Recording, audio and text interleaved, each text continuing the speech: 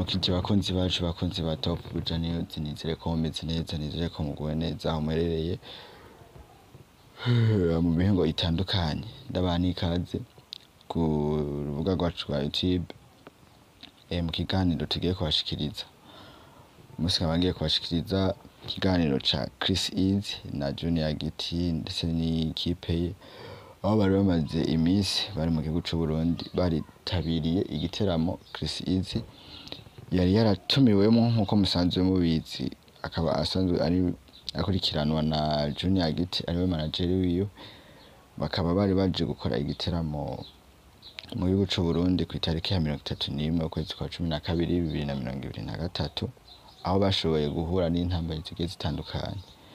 Ni Giti ndetse n'ikipe yabo basanzwe bagendana mu gihe baba bagiye mu biteramo canke bagiye gukora indirimbo, mu gukora ibikorwa byabo bitandukanye, aho bashoboye gufungwa bagafungirwa ngaha mu gihugu c'u Burundi bivanye n'amakosa bagiye barakora. Abenshi rero babitahuye ntibagiye barabimenya.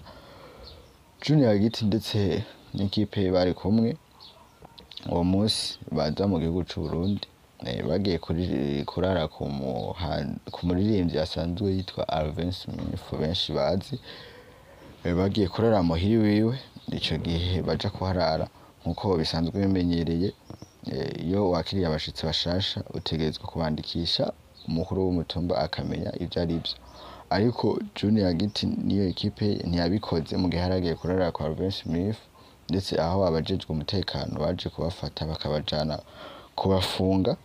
Ariko Chrssy yaragize amahirwe kuko batari kumwe,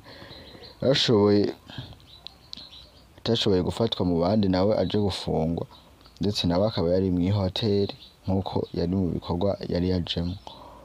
Barafunzwe by'agateganyo bafungwa iminsi 2 gusa, mu nyuma baza kurekurwa kubera babasanze mw'ikaye mu gihe bari baraye kumuhana.